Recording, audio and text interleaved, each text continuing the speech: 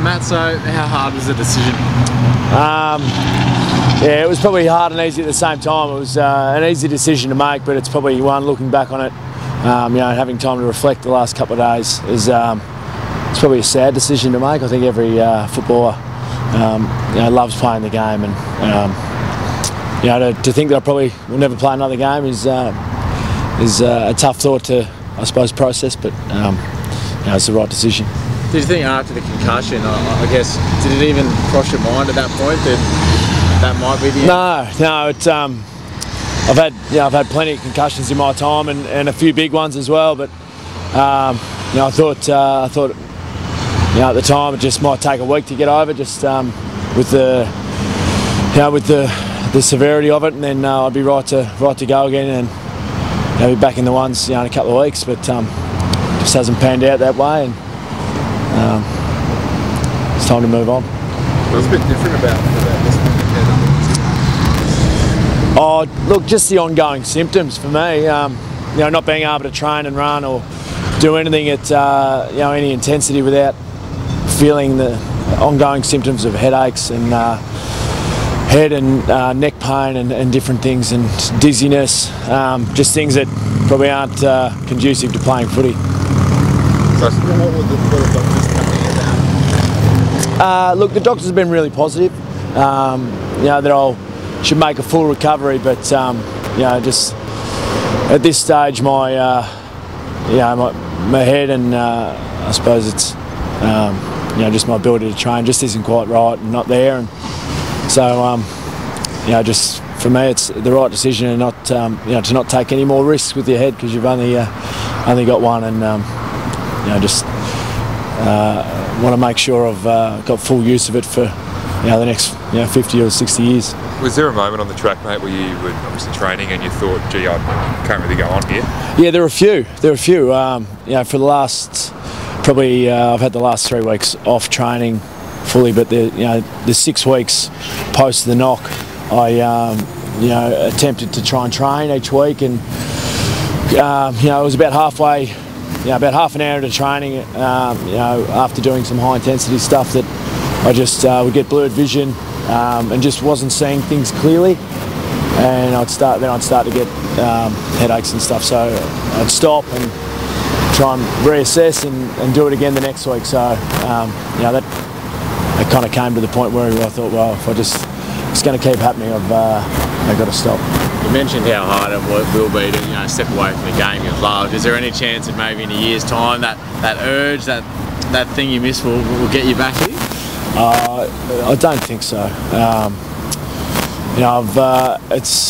It is a hard thought to contend with, but just with the concussion and the risk of ongoing problems that I've had at the moment, it's probably something where you got to just say enough's enough, and time to get good at doing something else.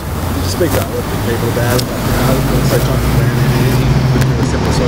Yeah, I've spoken to a few guys about just the ongoing effects of concussion, and what it can look like and how it affects your day-to-day life, and taking that into consideration, and also how I've felt in the past with my concussions, which I've had numerous during my career, and I suppose it's only on reflection that you can realise how much it can affect you, and so taking all that into consideration, I feel like I've made the right decision. Mate, having gone through what you've gone through, has your view or changed or shaped on concussions in footy? Obviously, it's a big topic in the last few years. Yeah, I suppose it's just given me more awareness on the effects of concussion. I was very fortunate to have a long career, and even though I've suffered a lot of concussions, it's taken this one to actually make me aware of the full range of problems and issues associated with it. So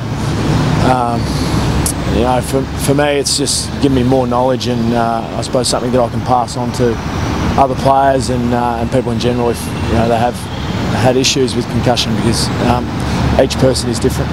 like an incident on the weekend with Robbie Gray was tackled by Bryce Gibbs. Are you now obviously a little bit more sympathetic towards the tribunal for laying down a suspension, or are you still sort of in two minds on it? Or? Yeah, I am still in two minds, because I feel like Bryce Gibbs, was playing the game in a manner that he's been taught to. So I think concussion is a byproduct of a contact sport. So I am in favour of doing everything we can do to reduce, I suppose, the occurrence of concussions and head-high hits, because it is a problem. But I think there's a fine line between ruling it out completely and also trying to keep the aggression and all the things that make our game great. Must be a tough one, having lived both sides of it as well, mate. Like, it is, and I think it's just part of footy, and why I suppose you got why I've loved the game so much, and it's allowed me to challenge myself personally and competitively for such a long time, and being on both sides of the ledger now, it just gives you a more rounded view. Career highlight for you? Oh, look, probably the preliminary finals that I played when I was young at St Kilda would be a highlight. Also, playing with such great players through my time, and so they're probably the highlights. I could start going through names from St Kilda and Brisbane, but it'd probably be unfair because I'd miss a couple. But I think a highlight is just being able to play a game that I've loved for such a long time at a high level. I think it's the highlight for all players. On that subject, you suffered a couple of injuries at St Kilda that could have been career enders, but you managed to resurrect it. Do you count this as a bonus? I think every game you play, especially at the highest level, is a bonus, and I count myself very fortunate to have played such a long career, and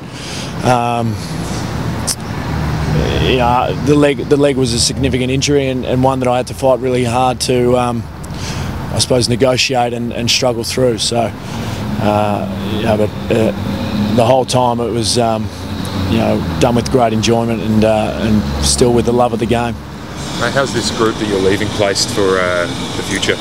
Look, it looks pretty similar to the group that I was a part of at St Kilda, with so many young, terrific players, and a good solid tier of I suppose mid-range experienced players, led well by Tommy Rockcliffe, and now we've got Dane Beams there as well, helping him through the midfield. I think once these guys all get 50 games under their belt, I think the sky's the limit for these guys, and it's just a matter of hard work now before these guys start to get the success that they're so hungry for.